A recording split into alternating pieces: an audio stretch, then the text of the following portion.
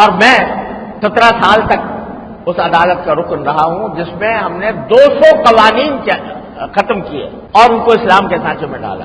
فوجداری قوانین سارے اول سے لے کر آخر تک، قوانین کا جہاں تک تعلق ہے وہ فوجداری قوانین اول سے لے کر آخر تک سب الحمدللہ وہ شریعت کے مطابق بن چکے ہیں.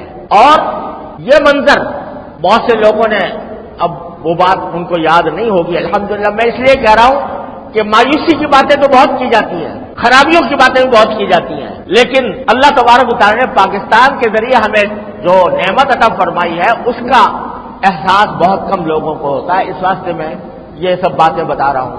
اب وہ منظر دیکھنے والے شاید بہت کم ہوں گے. جب پاکستان بنا اور ہم کراچی آئے تو کراچی میں برسر بازار شراب خانے کھلے ہوئے تھے، اور ہم صدر بازار کے اندر تین تو مجھے یاد ہے کہ ایسے شراب خانے جیسے ریسٹورنٹ ہوتے ہیں اس طرح، اور اس میں عام شراب نوشی ہوا کھلے عام ہوتی تھی، قانون کے تحفظ کے تحت ہوتی تھی. اللہ تعالیٰ نے اسے نجات عطا فرمایا. ایک عرصہ دراز تک زناکاری اگر باہمی رضامندی سے ہو تو وہ اس کو قانون کا تحفظ حاصل تھا، یعنی کوئی قانونی جرم نہیں تھا. اللہ تبارک و تعالیٰ نے اسی ذریعے سے جو میں بتایا ہوں 200 قوانین تبدیل کیے گئے، اس کی روح سے زناکاری کو چاہے وہ رضامندی کے ساتھ ہو اس کو جرم قرار دیا. یعنی صرف دنیا میں صرف 2-3 ملک ایسے ہیں جن میں اس کو جرم قرار دیا گیا ہے، ورنہ ساری دنیا میں رضامندی کے ساتھ زناکاری جائز ہے، قانون جائز. لوگ کہتے ہیں، اور یہ واقعہ بھی ہے کہ اب بھی اللہ بچائے لوگ شراب پیتے ہیں، اب بھی اللہ بچائے اس گناہ کے اندر مبتلا ہوتے ہیں، لیکن دونوں باتوں میں فرق سمجھنا چاہیے.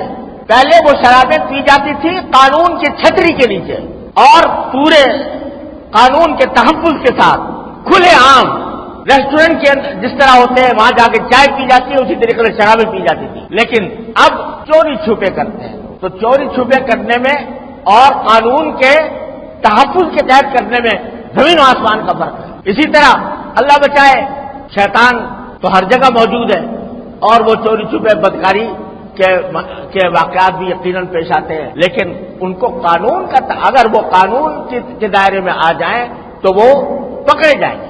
اور ہم نے عدالت میں رہتے ہوئے یہ سارے اس قسم کے کیسز کیے ہیں اور انہیں قوانین کو تبدیل کیا ہے. تو ایسا نہیں ہے جو عام طور سے یہ پروپیگنڈا کیا جاتا ہے پاکستان کے مخالفین کی طرف سے کہ یہاں کچھ نہیں ہوا، ایسا نہیں ہے. الحمدللہ کچھ نہ کچھ پیش رفت ہوئی ہے. ٹھیک ہے وہ کافی نہیں ہے، اور یہ ٹھیک ہے کہ ہمیں اور بڑی آگے منزل کی طرف جانا ہے، لیکن الحمدللہ بہت سی حیثیتوں سے ہمارے ملک کے حالات ساری دنیا کے ملکوں سے ممتاز ہیں. مسلمان ملکوں کا حال یہ ہے کہ وہاں پر اکثر و بیشتر بلا استثناء، بلکہ میں اگر کہوں تو غلط نہیں ہوگا، وہاں پر حکومت کے اوپر تنقید کرنے کی آزادی نہیں ہے. یہاں تک کہ جمعہ کی جو میں تقریر آپ کے سامنے کر رہا ہوں یہ کھل کر کوئی آدمی نہیں کر سکتا، اور اس کے اوپر پابندیاں ہیں. تقریریں حکومت کی طرف سے لکھی ہوئی آتی ہیں، ان کو پڑھنا ہوتا ہے، اور اگر کہیں پڑھنا نہیں ہے تو اس کی نگرانی ہوتی ہے کہ یہ کیا کہہ رہا ہے. اگر حکومت کے خلاف ایک لفظ بول دے تو اس کو گرفتار کر لیا جاتا ہے. میں اس لیے کہتا ہوں کہ الحمدللہ جتنی مذہبی آزادی اور دینی آزادی ہمارے ملک میں ہے یہ دنیا کے کسی اسلامی ملک میں نہیں. جتنی مسجدیں الحمدللہ ہمارے ہاں آباد ہیں، سعودی عرب کو چھوڑ کر باقی کسی مسلمان ملک میں اتنی مسجدیں آباد نہیں ملیں گی. جتنے دینی مدارس اور تعلیم گاہیں الحمدللہ ہمارے ہاں ہیں وہ دنیا کے کسی ملک میں نہیں ہیں. تبلیغی جماعتیں جتنی آزادی کے ساتھ اور فعالیت کے ساتھ یہاں کام کرتی ہیں دنیا کے کسی ملک میں نہیں کام کر سکتی. یہ ساری نعمتیں اللہ تبارک و تعالی میں عطا فرمائے. تو میں اس لیے بات کر رہا ہوں کہ ہمیشہ جب بھی پاکستان کا ذکر آتا ہے اور پاکستان کے حالات کا ذکر آتا ہے تو اس کا منفی پہلو اور اس کی جو خرابیاں ہیں ان کو تو اجاگر کیا جاتا ہے، لیکن جو اللہ تعالیٰ نے نعمتیں عطا فرمائی ہیں ان کو ہم بھول جاتے ہیں. تو اللہ تبارک و تعالیٰ کا شکر ادا کرنا چاہیے کہ اللہ تبارک و تعالیٰ نے ہمیں ایک ایسا ملک عطا فرمایا.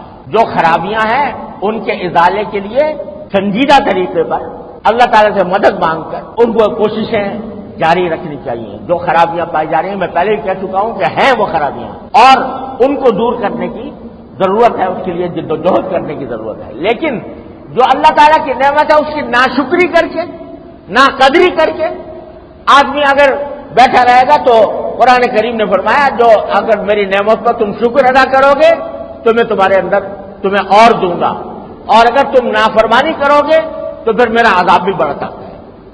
تو یہ جو ہم جن عذاب میں چلے آ رہے ہیں وہ مدتوں سے مسائل کے ایک سیلاب کے اندر گھرے ہوئے ہیں، وہ در حقیقت ہماری ناشکری کا نتیجہ ہے. اچھے اچھے لوگ پاکستان کے رہنے والے، پاکستان میں کھانے والے، پاکستان سے نفع اٹھانے والے، وہ پاکستان کی برائیاں کرتے ہیں اور پاکستان کو یہ کہا جاتا ہے کہ یہ بنا ہی غلط تھا، اور اس طرح کی باتیں کر کے ناشکری کرتے ہیں.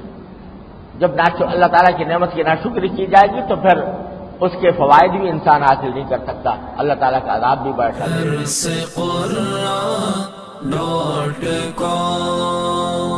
www.darsequran.com